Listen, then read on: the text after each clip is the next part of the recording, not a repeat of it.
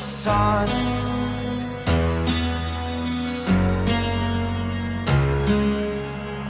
To dream, believe in strength. Now I'm the only one, only one.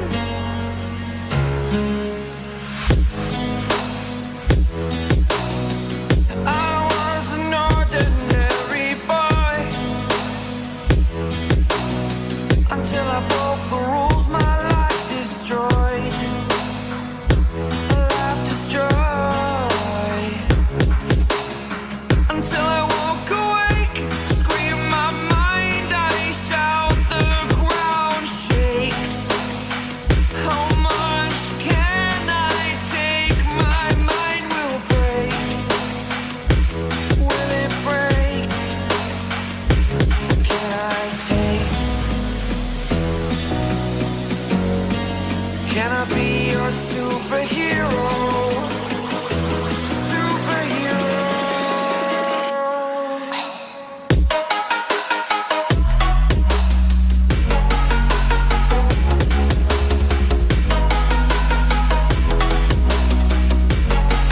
Can I be your superhero? Superhero. Superhero.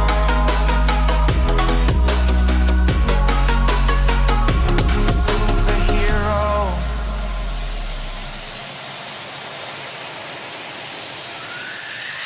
Fly away.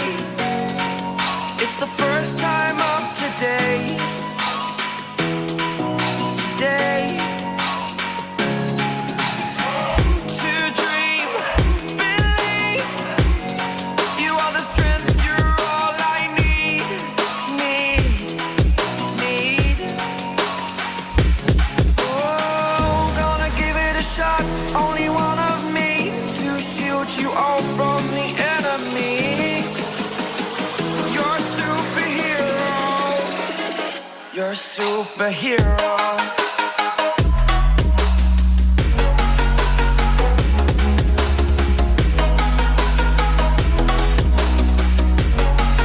Can I be your superhero?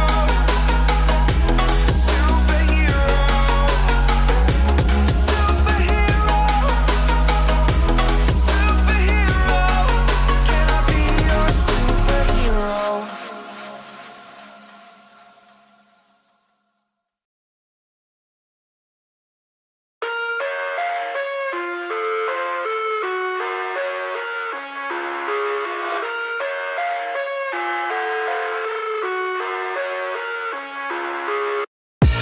I live inside my own world of make-believe.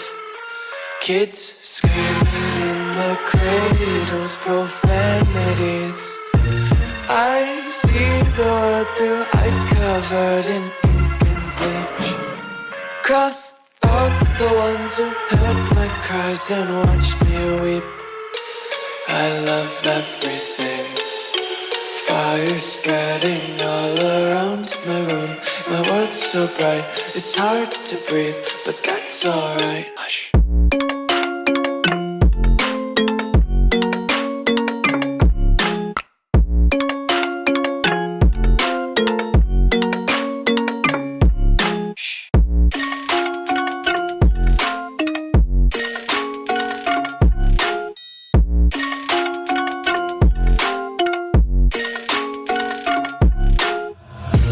Take my eyes open to force reality. Why can't you just let me eat my weight in glee? I live inside my own world of make-believe. Kids skinnier than all the other days. Sometimes I can't tell if my body belongs to me. I love everything. Fire spreading all around my room. Welcome back here, everybody, to the Queen Baton Rouge. We thank them and 1717 for allowing us to host this coach's show. With me, as always, is head coach Everett Thompson as we catch up on how the team did during Mardi Gras and what they were up to, as well as looking forward to next weekend against the Seawolves. So, Coach, how was your Mardi Gras? Oh, it was a good time. I think it was a different experience that I think most of us were accustomed to. So I think one of the things that a lot of the guys came down here for was to experience things like that. It was fun that we had an off weekend to kind of go venture around. So what'd you guys end up doing? I think a few guys went to New Orleans. I got to do that on Sunday, and then stuck around here for the Spanish Town Parade here on I believe Saturday. So it was a lot of fun. Both days were a good time. You ever did Mardi Gras before, or was this your first one? This is my first Mardi Gras. So pretty good experience? No, yeah, it was a lot of fun. No, definitely a good showing. I think it was like the most population that ever showed out for the one down here in Spanish Town or something like that, so it was pretty cool. Yeah, here in the state capital of Louisiana, celebrating Mardi Gras, and now you guys are ready to get back to the grind. How did you guys practice this off season or off week? Yeah, with it being the Mardi Gras, being in this region, there was kind of shut everything down, so we had a few days off. I think it was good for the guys to kind of get another reset here right before the playoff push here. It's going to be a hard next couple weeks here with travel and a couple home games, but tough opponents. So good to get a break, to get regrouped and refocused here. So going forward, we can have all of our focus on the major goals that we have ahead. So you guys actually made a couple of moves during this bye week. You guys got a few new kids here coming into the Zydeco system. So walk me through these players. You got from starting off with a trade from the Dashers Hockey Club. Coming in finally is going to be Kim Miettinen. What did you see in him the last time we faced them off against the Dashers? Yeah, he's one of the older guys in their team, veteran player. He's played a lot of leagues in Europe. He's put up points and produced wherever he's been, and he's been on the back end, which is always, a commodity to have, a guy that can move the puck. But then watching him play in person, he was moved the puck really well, played D really well specifically, and going down the stretch, we're looking for guys that, not only produce but also are hard to play against, and, he'll bring that for us and some consistency in the back end there, something that we can really benefit from. So I think, making the move, getting him from, an unfortunate situation there in Danville, getting him out of that, and, hopefully getting him some light as well, giving him some life here, will be a good little blessing for us and him. So. Yeah, no, it's definitely, and like you said, he's a pretty good puck mover here for the Dashers, now for the Zydeco. But when we saw the Dashers for 2 straight weekends, what was the point that you just saw him and you're like, you know what, I would like that on the Zydeco? Yeah, they were playing pretty competitive hockey with us, even when they weren't necessarily winning games, and he was one of the major reasons and components to why they were in games. And he came in right away, and in practice, you can kind of just see his puck habits and, little details he does, and, he does them well. So it's going to be something we benefit from down the stretch here. So moving on from an established Kim Miettinen to a new guy from Seoul College from NCAA Division II, Ethan Esposito. He was signed February 28th. When you saw him, where did you actually find him?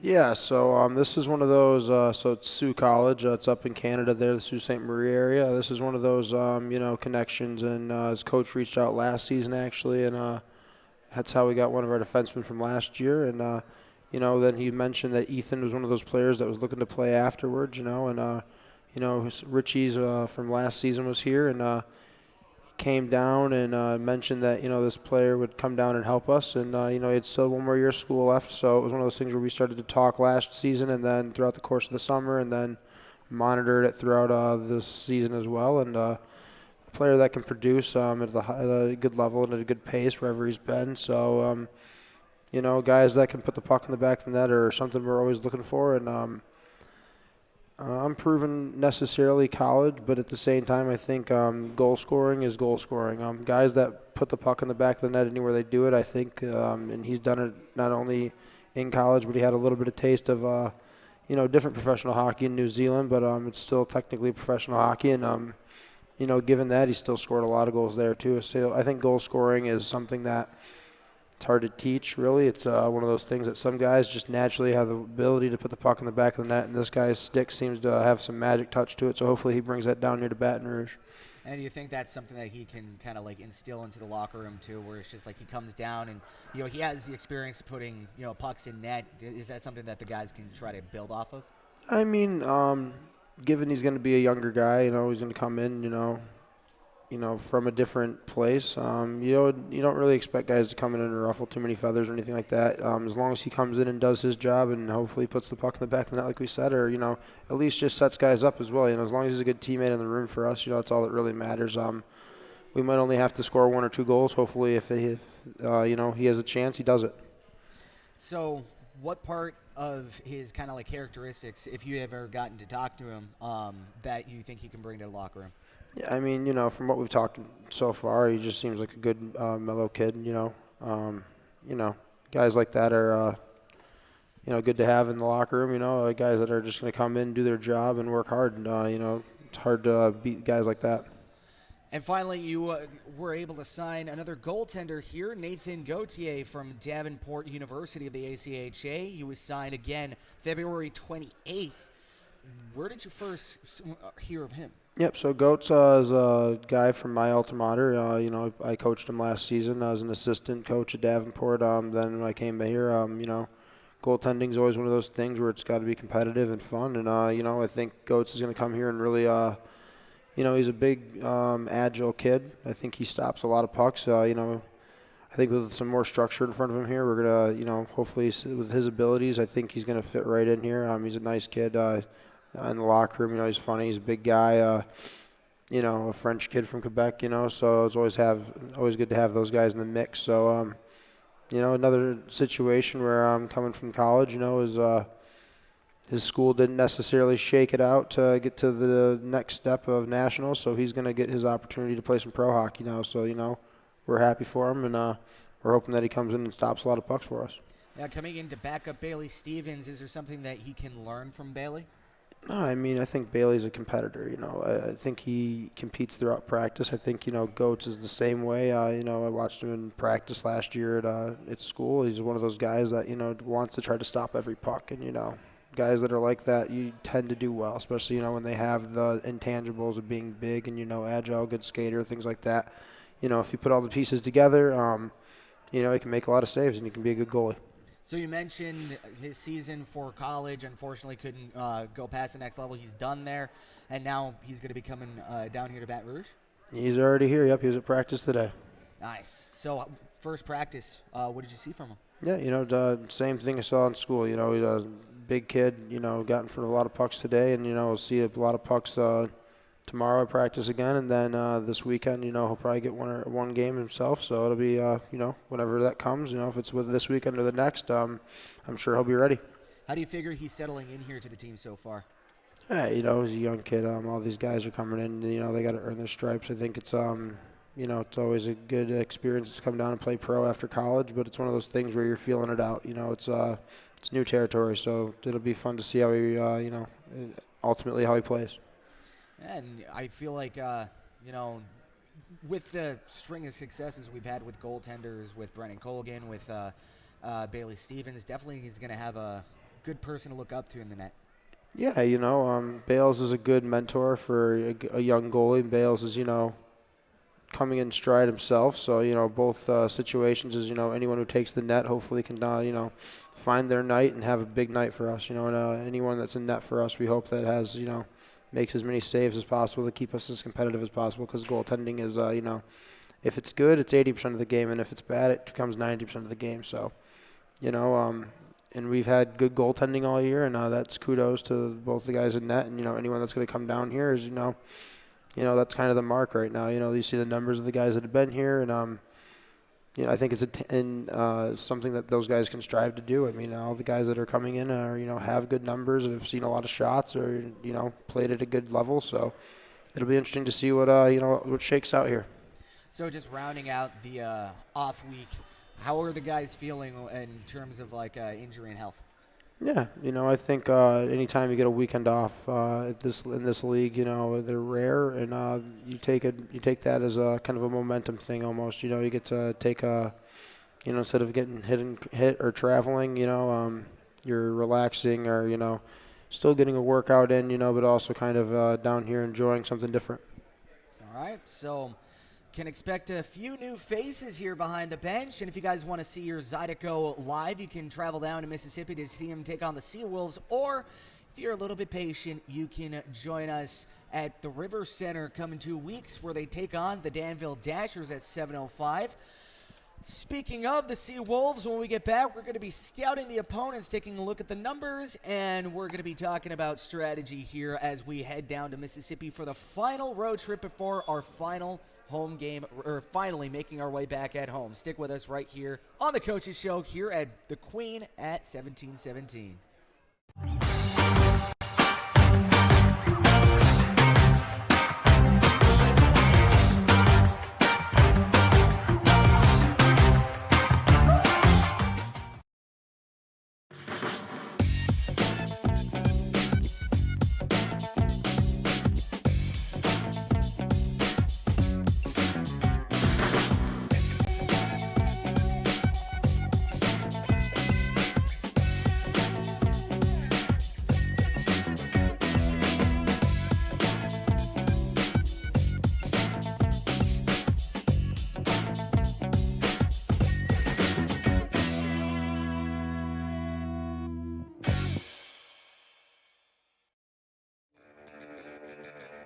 Are home problems turning your life upside down? Trust Southern Air Cooling, Heating, Plumbing, and Electrical to save the day. From electrical issues to keeping you comfortable, plumbing repairs, and even generators, we do it all. Southern Air Cooling, Heating, Plumbing, and Electrical, your one-stop solution for electrical, AC, plumbing, and generators. If you need us to save the day for you, call or visit us online at southernairbr.com. There's a time we all know is coming, but nobody knows just when. If you don't have a plan or you don't understand how or where to begin, at church funeral services, we'll handle it all with care and passion. Church funeral services. The trust that we offer to our clients is actually, it comes pretty easy for us because we've been doing this a long time, and 90% of the jobs that we get are referrals. That's what we depend on, and we strive to let the customer know that we're going to be here. We will always answer the phone.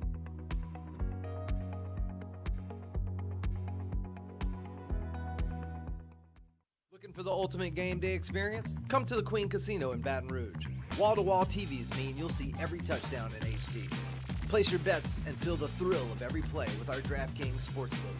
The Queen Casino, where every moment is a win.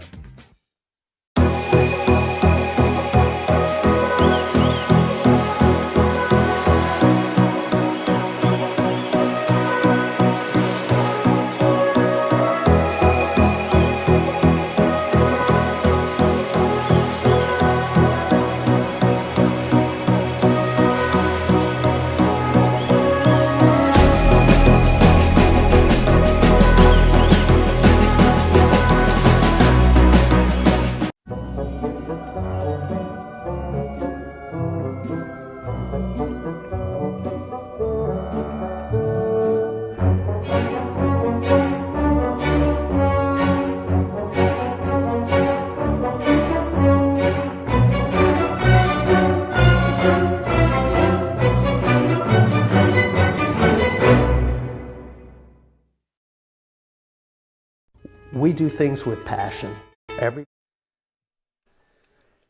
Welcome back here to the Queen here in 1717. As I mentioned, we're going to be having a little bit of a festivity next week. It's not going to be here at the Queen, the Coaches Show is. It's going to be A little different as we celebrate the return to hockey here in Baton Rouge with the boys the boys are back in town, from Crawfish Broil. Join the fun on March 12th from 4 to 9 p.m. where we'll be hosting a Crawfish Broil as well as a live coaches show. We'll have plenty of activities and fun for the whole family. Crawfish not your thing? Well, fear not, as we have tons of food. All plates are set at just $25, so join us in welcoming back to Zydeco here in Baton Rouge. The brawl will be held outside of the beautiful, iconic Mid-City Tower. So scan the QR code on screen or follow us on social media to join in on the fun on March 12th at 4 p.m. As we head back here live, we're going to be talking a little shop here and the numbers between the Seawolves and the Zydeco. But first off, I want to get your final impressions on the last time we saw the Seawolves. How do you feel that the Zydeco fared here, Coach? I mean, it was a good game. We won it, obviously. It's one of those things where, it's last game, so we got to move on from it, kind of, especially when you play a team this many times in a row. The faster you move on from the wins and the losses, no matter what they'll be, and geared towards the next game. That's what we're looking forward to. All right. So taking a look here at some of the numbers here as we scout out the Seawolves. Starting off, their goals for 86, their goals against a staggering 195. Their power play percentage stands at a 12.4%, and their penalty kill at a 74.2%. They are 6-34 in 21 points for 7th in the division. They were able to steal one against the Zydeco to kick off this 5-game stint, but since have been outscored 10-2 last weekend. So just bouncing off of last weekend, the top players for these guys, Brendan Hussey scored 1 goal, 1 assist, and Dalton Anderson earning 2 assists on the weekend. And finally, Andrew Stacy earning 2 points, 1 goal, and 1 assist, and seemingly played a full game against the Zydeco. So going into this weekend, what is something that you're going to be looking to kind of like pivot, maybe try to improve and kind of like move up your game? I think it's one of those things we're gearing towards playoffs right now. It's one of those things where every game is kind of gearing towards that mentality and getting closer and closer to that, and especially given we're in a playoff race right now, and we don't necessarily have a given spot. It's one of those things where we need every point. So every game we're going into, we're really working on ourselves. We're working on our systems, working on little details little habits that we want to have going forward that are going to ultimately, when playoffs start, you don't really want to go through the motions or, have, you want to just kind of have it robot mode almost. You want to just play your game and play your style and just do it consistently over and over and over again. Those are the teams that are hard to beat, It's one of those things where you just don't want to get stagnant. You want to keep it fresh, but at the same time here, now you're refining everything. It's, you've seen everything. You've seen every opponent almost that you're going to see. I think the only opponent we don't see is Watertown, which won't be a team we see in the playoffs potentially. So all the other opponents we see are playoff opponents the way I see it. So with this race we're in, we need every point we can get. And we set a goal at the beginning of the year to be in the playoffs. And ultimately that's where we want to be. And we still have a little bit of ways to go here. So just taking a look back at just looking at the Seawolves, after that you guys are going to be playing the Dashers. And after that you guys are going to be getting a long-awaited rematch against the Rock Lobsters. Instead of going up to Athens, they're coming back down here. So with these next 4 to 5 games being played, what's your main goal getting out of this road trip and heading home? Yeah, our main goal right now from this road trip is to refine our game, make sure that we're doing the little habits, the little details well. Finding kind of that Zydeco brand of hockey, hard nose, going to the net, gritty, defense-first hockey. That's why I think, kudos to our goaltending, but I think, their numbers are able to be what they are is because we play defense-first hockey. Some goalies in this league ultimately do get left out to dry some nights, and that's, it's one of the things that happens every game. But I think consistently, if you look at, the 40 games we've played so far, I'd say almost 75% of them we've played defense-first hockey, and that's why we're in the situation we are. Going forward, like you said, we've got 2 games against Mississippi, then 1 against Danville. then, yeah, I definitely have it circled on my calendar right now, and we play Athens. Whenever you go to an opponent's barn and they beat you and sweep you, it's one of those things where you got to kind of have a response.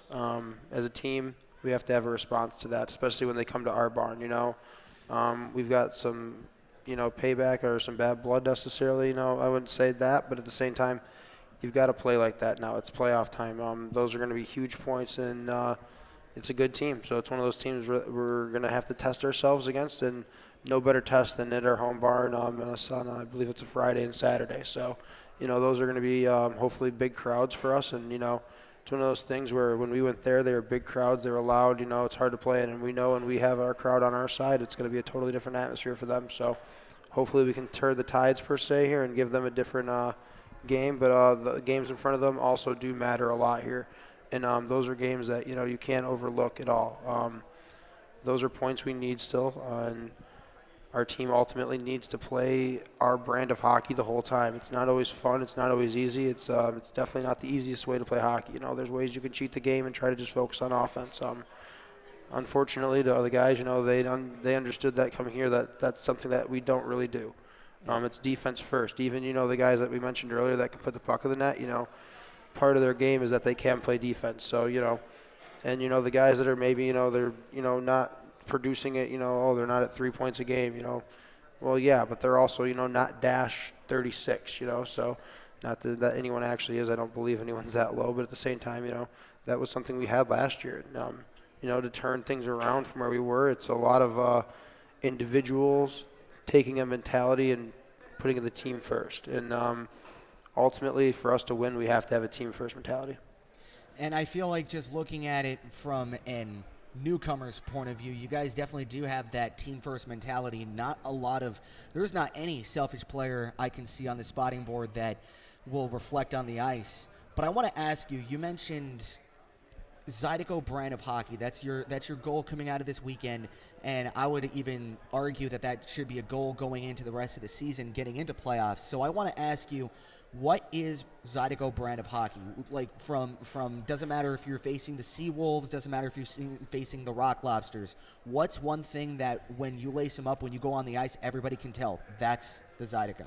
Yeah, I think it's one of the things we talk about a lot here. It's a belief in ourselves here, and ultimately that belief spreads throughout the entire room, and that's contagious energy that we bring into the ice. And then I think we saw it a lot earlier in the season, and I think it's one of those things where it is easy to be consistent at home, and it's a consistent, relentless effort, and that's what we were able to do. And I think on the road, it is one of those things where it is hard to gander that same energy and that same mentality. Night in and night out, I think we were able to find it some nights and in some moments, but I think going forward, like you said, it's one of those things where it has to be consistent. It has to be for the full 60. It can't take any breaks because, unfortunately, if you take breaks at this time of year, the pucks go in the back of your net, and you either hear silence or you hear a goal horn, and that's not fun. The teams that are consistent and play hard-nosed hockey don't necessarily win games always 8-0. Hopefully we have a few of those. That'd be great. But ultimately, we want to have some hard-nosed, fast-paced, low turnovers, high puck management, and, getting to the net. Whenever you're getting to the net, that's when, things happen. That's when fun happens. That's when excitement happens. That's when, the scrums happen. That's when, the grittiness happens. And, we are a gritty team, and we're playing well. We do those things. And that's going to lead to some exciting hockey, And when we were in Athens, they were able to kind of, push us around, and we have to have a response for that. I think that's one of the things that, when we're at home, we don't get pushed around. And I think when we bring that mentality, I think it's one of the things that, we play really hard. And that's ultimately our brand of hockey. And not overlooking the Seawolves, but getting back to that Athens series and just you guys finally playing at home and just going back a couple weeks ago looking at the series that was at Aiken Ford's Arena, it seemed like that series was a lot more closer than the final box score would entail. It seems like you guys were able to get out to a fast start, maybe not play the full 60 minutes, but just taking a look at that series, what's one key takeaway that you're gonna try to implement when the Rock Lobsters come into town? Well, yeah, you said it. If you start on time, that's great, but you have to play the full 60, and that's, I think, the key right there. Is you play a full 60, you play hard and relentless for 60 minutes. Especially when we generally we have good starts usually, and that's something that we can capitalize on teams. Sometimes you don't always score goals, but right away we usually generally are awake, and that's when we're playing our best. And I think that's something we can capitalize on teams going forward. And beyond that, though, it's staying focused for the rest of the 60. Just because you wake up and get one or two early doesn't mean you gotta, you get to take your foot off the brake. And I think we've been guilty of that one or two times, or maybe a couple more than that. But it's one of those things where going forward we can't do that. And it's accountability. It's being hard on yourself, but at the same time, you want to be accountable, but you also want to, when the moment comes, you want to be, loose enough to make the play, loose enough to, put the puck in the net. You can't let the, accountability and the stress of the situation weigh you down. You got to be accountable. You got to think the game, the right way, which is defense first, and for your teammates. But we also got to have guys that, when the 2-on-1 happens, when the situation happens where we got to have a goal, we got to have some guys step up, and that's what this time of year is exciting. And that's why we get some guys coming in here from college and junior hockey, and hopefully they can come in and make a difference. They're coming from playoff situations, and our guys are in practice. They see those guys coming in, and I definitely know it boosts a little bit of the testosterone a bit in the room. Everyone gets a little bit of an edge. And I think that's good, though. Ultimately, there should be a competitive balance here. Where you shouldn't be getting pushed. You should be this team ultimately, when we're playing our best and we're practicing our best, it should be the hardest team to play against is in practice every, Tuesday through Thursday or whoever we have to practice on. That if you practice against the best team every week, then it makes the games easy, and that's what it should be. So, we're getting back into that mentality. I think ultimately we, injuries and, like I said, travel, those types of things weigh you down a little bit, and now we're kind of getting to that, we're getting some bodies back in here healthy from the break and whatnot, and then we're also getting some reurgence from some college kids, which would be really nice for us and really helpful. So we're excited to have this stretch of games here, 2 more against Mississippi, and then, we're back home, which would be awesome. And just taking a look at this Mississippi series, just one final look from the 3 games now to this weekend. You guys, to start off the 5-game stint, you kind of got a little bit of sucker punch, in the gut there, losing 3-1 against the Sea Wolves. And you guys turned it around very quick, taking a look at the past weekend, outscored the Sea Wolves 10-2. What's one thing that, the guys in the locker room just said, what, we need to change this? I think it's one of those things where any team can beat anyone. And, we didn't necessarily overlook an opponent, but we just didn't play our best game. And, you can't play bad and expect to win. And now we're kind of getting into the mentality of we have to be accountable for those situations, and every game matters. And I think the guys are responding in that sense of knowing that they all matter, knowing, this playoff spot's not guaranteed right now. We want to get to that spot, but, you got to earn it. And ultimately, I think we got a lot of guys that do want to earn playoff opportunity, and I think, we'll get there if, they do the right things. All right, so now that we're heading into the final week here for the road trip, what's one thing that you're kind of heading into this weekend trying to kind of highlight? What are you trying to really emphasize here before you take on the Seawolves? Yeah, when we talk about refining our game, it's the little details of our breakout, it's our systems, it's how we play defense, it's, making it harder to play in front of our net, blocking shots, all those little things like that. So it's just, and even the, things like shift management, puck management, all those things go into all of that. So it's an encompassing whole circle of everything we've got to do, but ultimately it's those little details. It's and it's ultimately hard work is what it's going to be in communication. So hopefully the guys can come together here and play as a team. That's what we ultimately need here. So. All right, if you guys want to see these guys play as a team down in Mississippi, you can see if you can make the trek down there to the Mississippi Coastal Coliseum, or if you don't want to wait, you can join us for The Boys Are Back in Town, Seaford Broil next week on Wednesday for the Coaches Show as well. And that same Thursday, Friday, Saturday, the boys are finally back here at the River Center, taking on the Dashers on Thursday, and Friday, Saturday is going to be against the Rock Lobsters. If you want to get your tickets, you can call 225-515-PUCK or email lucy@brzydeco.com for any group ticket inquiries. Coach, thank you so much for joining us. No problem, Brian. See you soon. Next up on the docket, we're going to be joined by our Momentum Building Services player featured interview from Thomas McGuire. Stick with us right here on The Queen here in 1717. is invested. So if something can be done better, we challenge the status quo.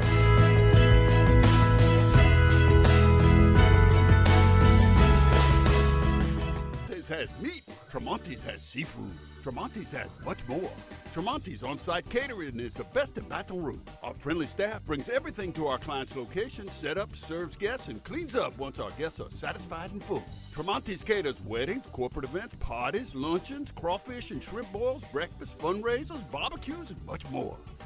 Good meat ain't cheap, and cheap meat ain't good. Visit Tremonti's.com, 225-751-7665.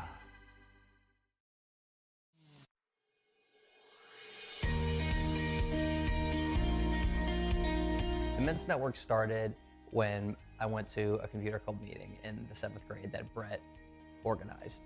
At that point, I had never met anyone that was as good at computers as Brett was. And by the 8th grade, we figured out that this was something that we could do professionally. So we moved to Baton Rouge to go to LSU, and that's really where our business got planted. Give Immense a call. Let us show you how IT should be done.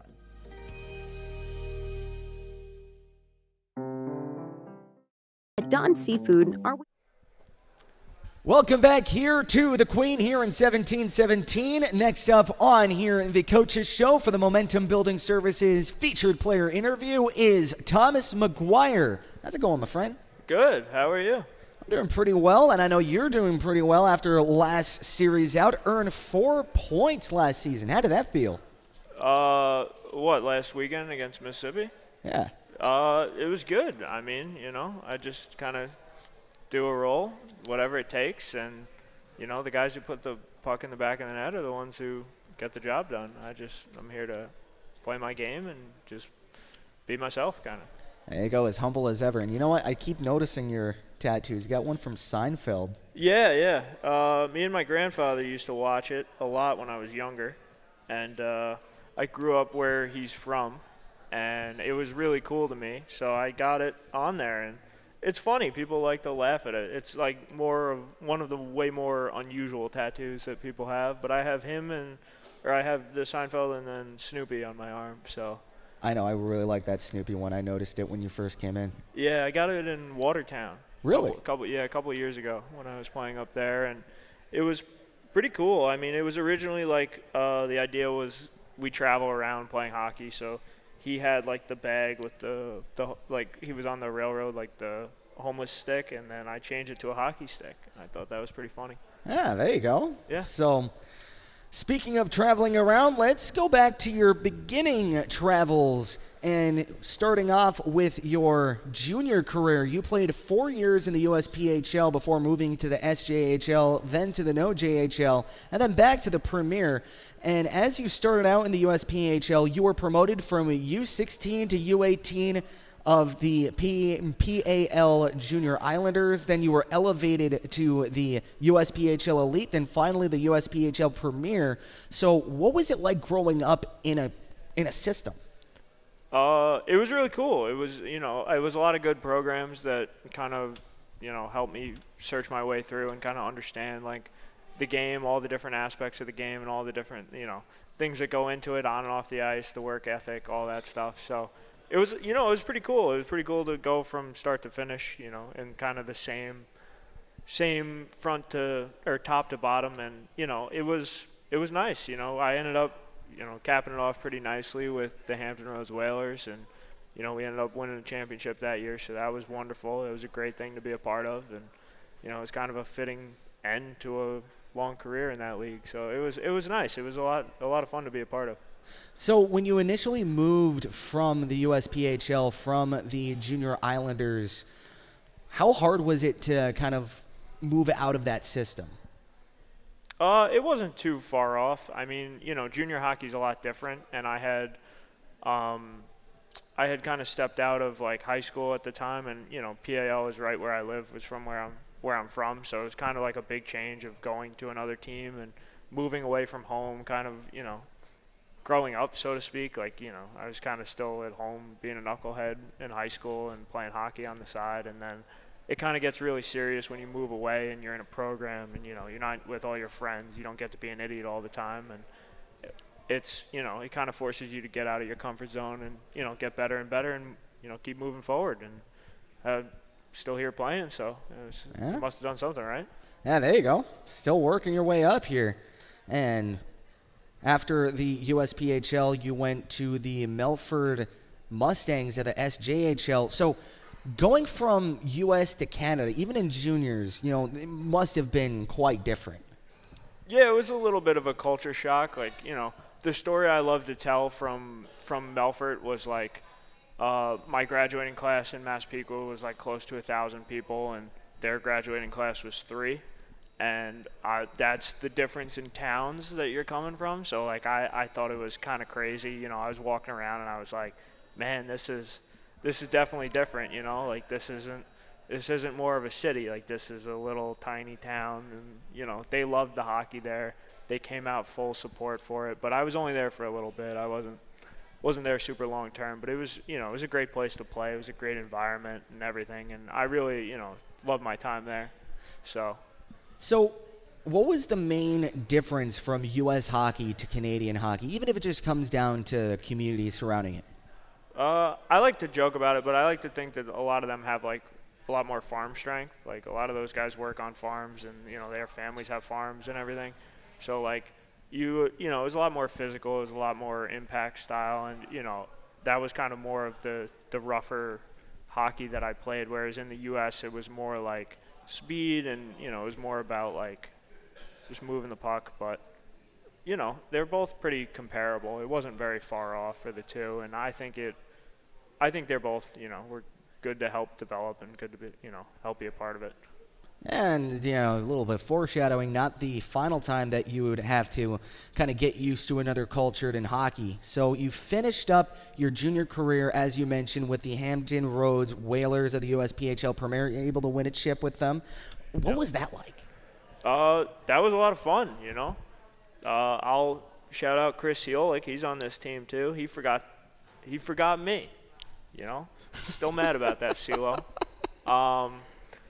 He's name dropping like 4 other dudes on the team. He forgot the most important one. I'm on the Zydeco. And you know what's funny? CeeLo. You know what's funny? He sat right there eating a burger in front of Matches, who was drooling where you're sitting. You know, I don't know about that guy, man. No, he's fine. He's amazing. I know. Like, it was a great experience to, you know, to win and everything, and, you know, it's a long road from start to finish. Like, it's really taxing to play that many games and to go through it. And there's always ups and downs, and you don't know what's going to happen. But it was a huge moment in my life and in my career. And I, you know, any one of those guys that reaches out to me, even today, like, I'm real quick to pick up the phone for them. Like, it's a real brotherhood that we had from winning that and everything. And I try to stay in touch with a lot of them.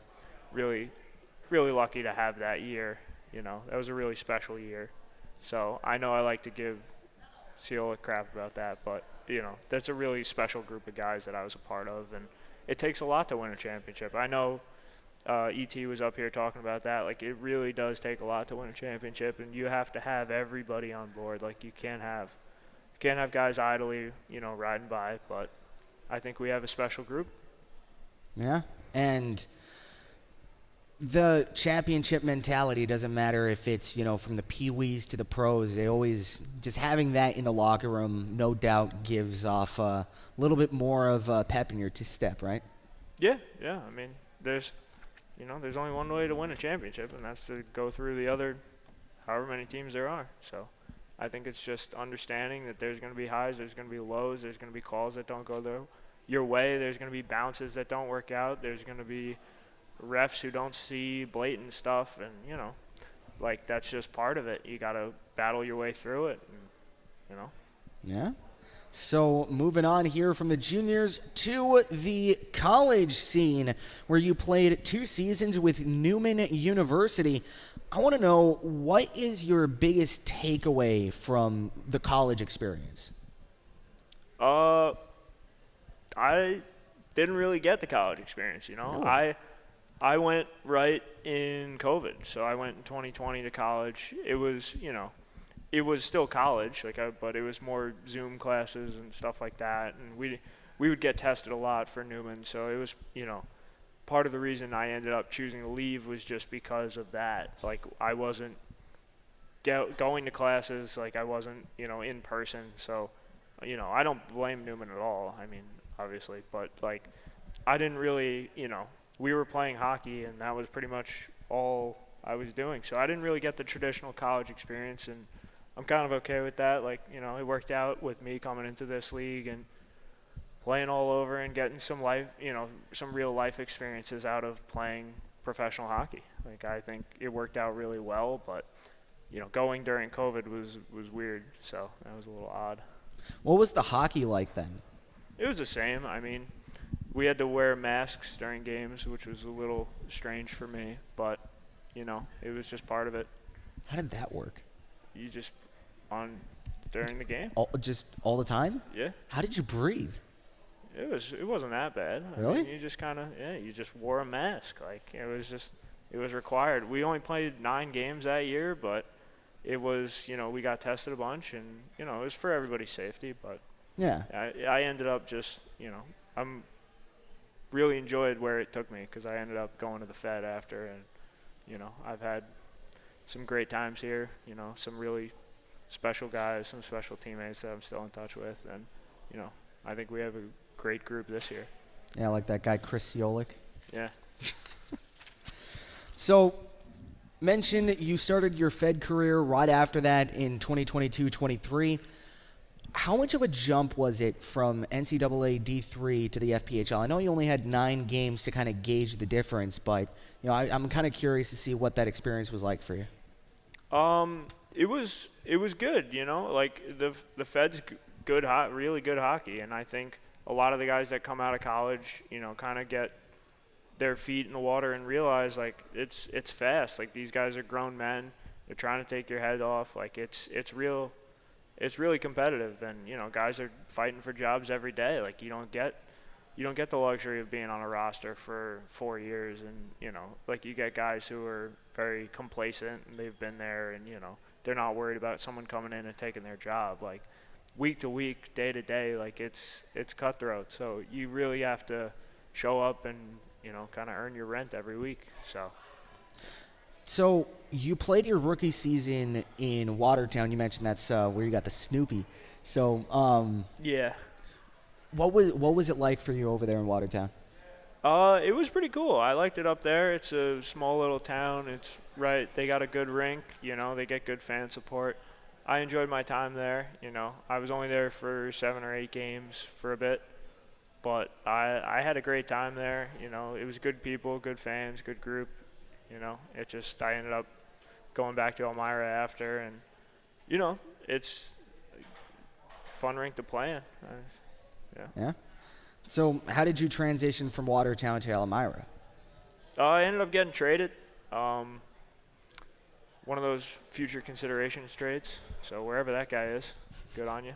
No, I got traded, and then I ended up in Elmira. I finished out the year there.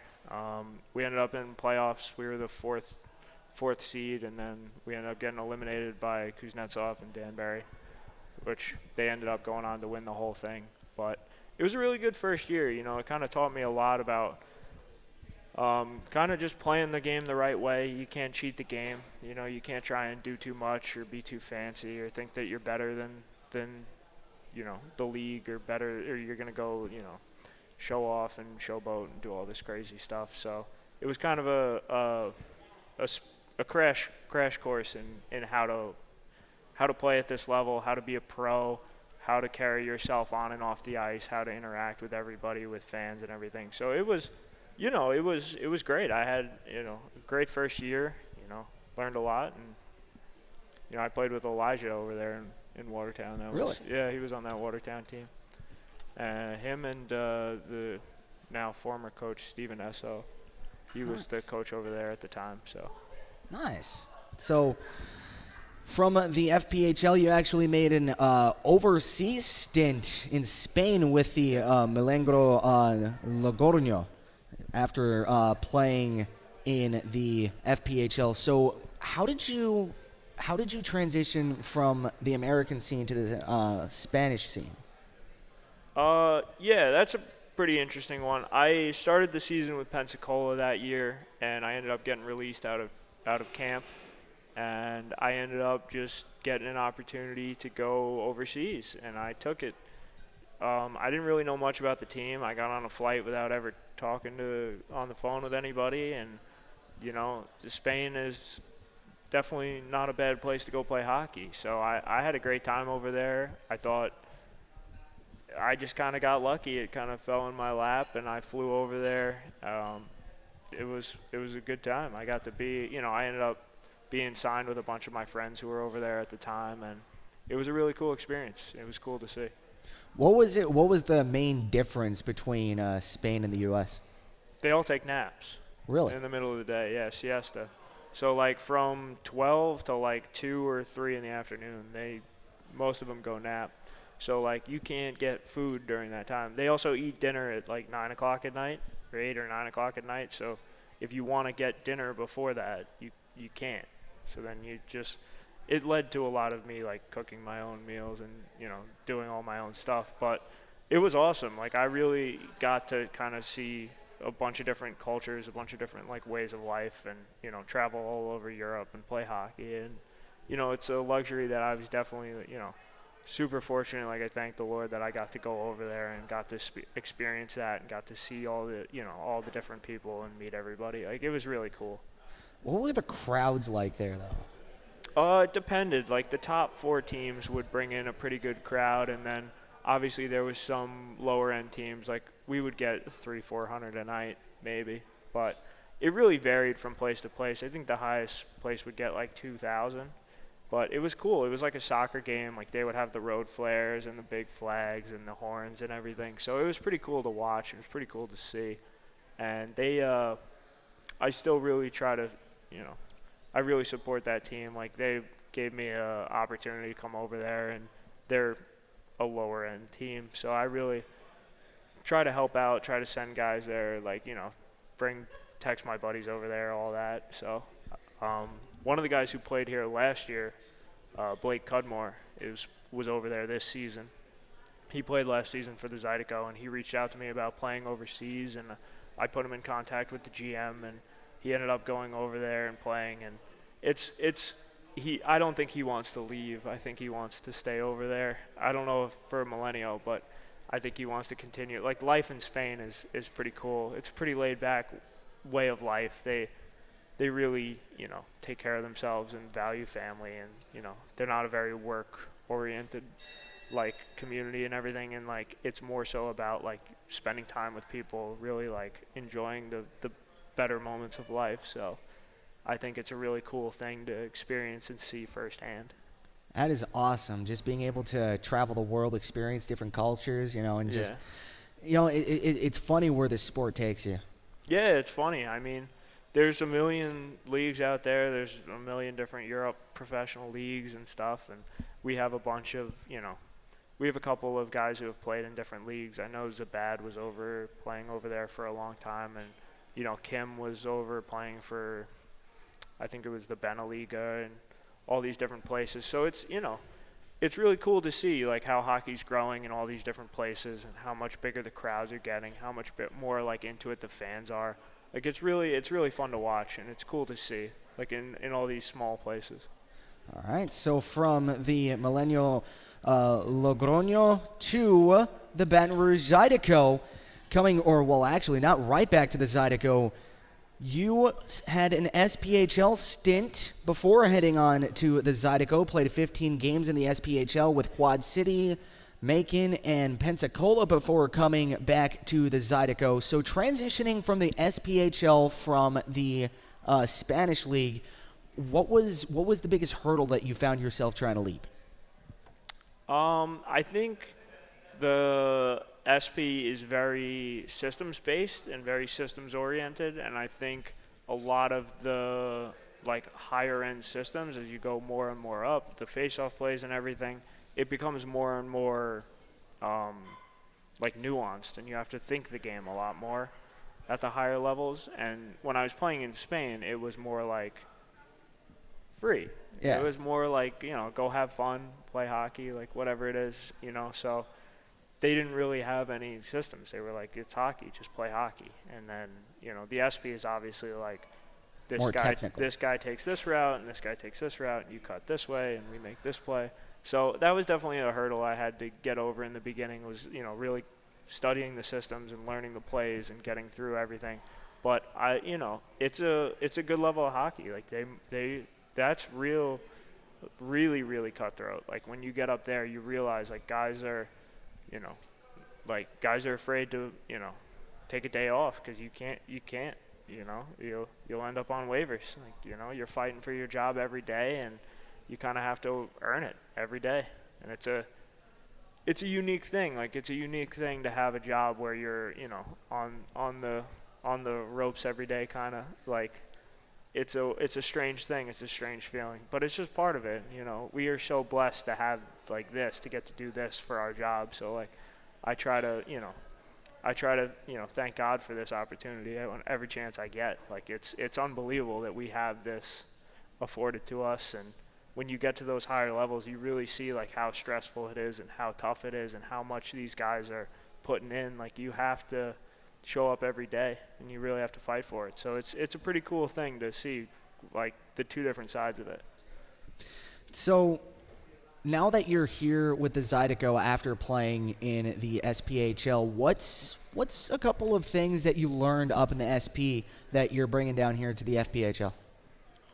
I think I just have to play my game is the most important thing. Like, you know, you can't try to be something that you're not. I really try to work on being myself on the ice, you know, playing to my strengths, and, you know, really just kind of addressing where I need to get better, where I need to improve, what I need to fix. And, you know, I really, you know, I think we have a really solid foundation here, and I really like the systems that ET has in place, and I think they work really well. And, you know, like, when that was the thing, like when I got here last season, he had just taken the coaching job, and he came in and was like, this is the routes that we're running, and this is what we're doing. If you don't like it, you know, too bad. And I think it showed right off the get-go, because we immediately just started winning games and turning the ship around, and we climbed out of last place. And I know, you know, probably people don't really remember that or, you know, care too much, but we finished in 4th last year, not in 5th, and that, you know, that was part of it. Like, just these systems that, you know, coach has, they work, and they work for a reason. And, you know, try to buy into those and just play to my style and do the right things and do the little things. You know, finishing 4th instead of 5th, you know, and a lot of people at home, you're just like, you know, and so what, missed the playoffs. But that does carry a lot of weight, you know, it especially coming from a team who was last place, you know. And is there any emotion from any of the returning guys that it still bleeds over to this year? Yeah, of course. I mean, you could see it. There's a, you know, like, there's a reason that, you know, Larwood plays the way he does, is, you know, like, he's a guy who fought to be here all last year, and he finally got a chance to, like, you know, to show at the end. And I think he really did. I think he really, you know, showed how, like, what an unbelievable player he is. And I think when I first got here, he was 10th forward, and ET really let him come into his own and be the, you know, powerhouse that he is. And I think a lot of guys like that, like, when you get those opportunities and you prove it, you have, you know, you keep going out there and proving it every day. And I think he's a perfect example of that, like a guy who just stepped into that role and is taking it on, and he's been an unbelievable leader for us. And I just think, like, that type of stuff, like, it definitely carries over year to year. And for yourself, what's one thing that you carried over from last year that you're still, like, you still kind of hold close to the chest this year? Just being simple. I mean, I think there's beauty in simplicity. I think, you know, a lot of the times when I try to overcomplicate things or I try to do too much is when it comes to, you know, bite me. You know, I think a lot of the times the simplicity of it is just getting a puck deep, or, you know, as a forward, like, getting a puck deep and going to hit somebody. You know, there's something to that. Like, you know, everyone can do it. You know, it doesn't take effort. It doesn't take anything. But when you try to stick handle at the blue line and make spinoramas or do crazy stuff, like, I mean, that's where it kind of blows up in your face. And I think, you know, going to the SP really, you know, or even from last year, like, really taught me just the simpler you can play, the better. And, you know, good things happen when you play simple. Like, you get the opportunities to be creative in the offensive zone when you play simple hockey. And I think that was the biggest thing that I really tried to bring over and, you know, keep reminding myself, because it's easy to forget and think that you're a superstar and you're going to twirl around and do crazy stuff. But, you know, the simplicity is what wins you hockey games and what, you know, keeps you around. Yeah, and I think that's a common sentiment between a lot of people, especially a lot of your fellow teammates, is just keeping the game simple, slowing the play down instead of trying to go for the flashy plays. Yeah, I think so. I think, you know, I think a lot of guys get burned trying to do too much, and you learn pretty quick. Like, you know, puck ends up in the back of your own net. It's a pretty good reminder not to try to do too much. So I think, you know, it's pretty simple. Yeah, so with you, what's one part of your game that you feel like really is starting to come into its own this year? I don't know. I'm really trying to work on facilitating plays, and you know, I'm fortunate enough to get power play opportunities. So you know, a lot of that is me being net front and just trying to take away the goalie's eyes, and I think that's something that is a really underrated skill. I think, you know, another guy who does it really well is Haggerty. He's unbelievable in front of the net. I think guys like that, and that's something that I've tried to really work on and tried to get better at, is tipping pucks and just taking away the goalie's eyes and making sure that he has to, you know, kind of move around me just to see. So I think stuff like that, like there's little things, you know, like little by little. Yeah, net front presence. I want to talk about that for a quick second. You know, we in the broadcasting gig, we can always, you know, tell when the goalie's screened, but it seems like there's a lot of nuances to that kind of like art of screening the goaltender. What's one thing that you just try to do to just take a little bit more vision away from the goaltender? Yeah, well, you know, it's more just about like if it's like a moving screen, if you're like skating by him and trying to time it to when the guy's going to be releasing the puck, or if it's, you know, if you're there, you got to kind of just think like a goalie, like where would I stand if I wanted this puck to hit me? And 90% of the time, I'm just praying that the guy who's shooting doesn't hit me. So I think, you know, that's the beauty of it, is like I'm going to try and just get in the shot lane based on where he puts his stick, and, you know, hopefully the goalie's trying to do the same and block it. So it's pretty simple, you know. Have you ever seen the video of, probably the video of Sean Avery in front of Martin Brodeur, just like. Well, yeah, that's not gonna fly. No. No, maybe in the old Fed, like, you know, 5, 6, 7 years ago, that may have been allowed, but I don't think I could turn around and wave my glove in his face. I don't think that'd go too well. I'd imagine not. Well, what's one thing that you like try to do to, you know, kind of distract the goaltender a little bit? Distract him? I don't know. I think it's pretty hard to distract them. They're pretty. Most goalies in this league are pretty dialed in. You know, they're gonna know what's going on. Like, you don't get a lot of them that have lapses, but you know, when it does happen, I hope I'm on the ice and get a couple free points. There you go. No, I mean, I don't try to. I think there's a beauty in the net front, and I think it's just, you know, just find a loose pucks. Yeah, just simple. Like you said, keeping it simple. Yeah. They have a saying for that, you know, in the graphic design world too, is KISS, KISS. Yeah. Keep it simple, stupid. Yeah. That's the main thing. Oh, so, yeah. Is there anything else that you have kind of like had on your off-season list to kind of like work on this season that you found yourself almost mastering by now? Well, I wouldn't say I'm a master at anything. I think there's always room to grow and facilitate, and I think that, you know, just even being in this league kind of proves that. You know, this is a development league. You know, guys are here to get better and move up, and that's obviously, you know, that's obviously the goal. But I wouldn't say I'm a master at anything. I'd say the biggest thing I'm working on is getting better at staying low to the ice, and a lot of my game is my skating ability, so I think a lot of that is staying low and staying, you know, keeping my feet moving. It's like, it's real easy to kind of start thinking the game when you're playing and just being like, all right, where am I? Where do I need to be? Where do I need to go? Where, you know, and then when you start thinking, your feet stop moving. And a lot of the times, like, that's what happens to me. So I really try and keep my feet moving and, you know, work on possessing the puck, cutting back, turns. I think that's like the biggest thing that I want to, you know, or that I have been working on, is like escaping and keeping possession, because hockey's a possession game. So Yeah. it's a lot more fun to play with the puck than without it. All right, I think that should about do it here from the Queen here in 17-17. I just noticed with us kind of twinning a little bit. I literally just flashed on the camera right now. I was looking at the monitor. We have both same polo, same twinning. Yeah. Yeah, we have same colored jeans on. Well, he's not wearing jeans; he's wearing regular slacks. But I'm wearing black jeans. He's wearing black slacks. You know, we look like a couple of extras from Star Trek: The Next Generation. Yeah. Anyway, sorry about that. I just look at that. I'm like, huh. Oh, you're good, It's man. weird. Anyway, so I think that'll about do it here from the Queen here in 17-17 for the Coaches Show.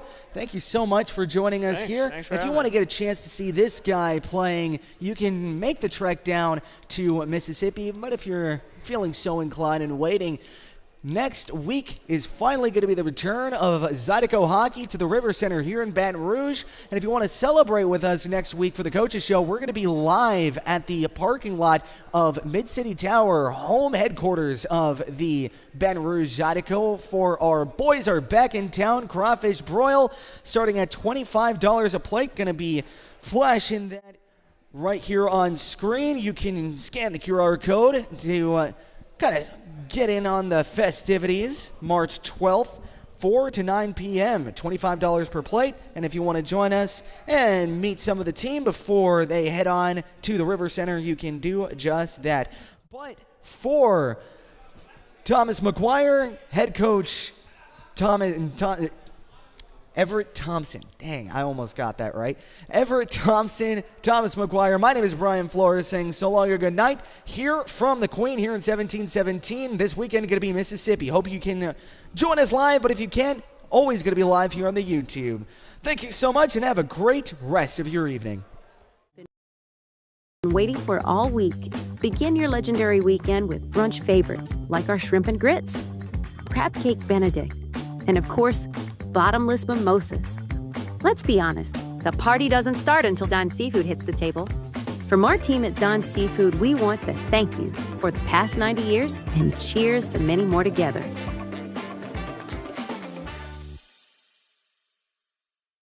For over 90 years, Don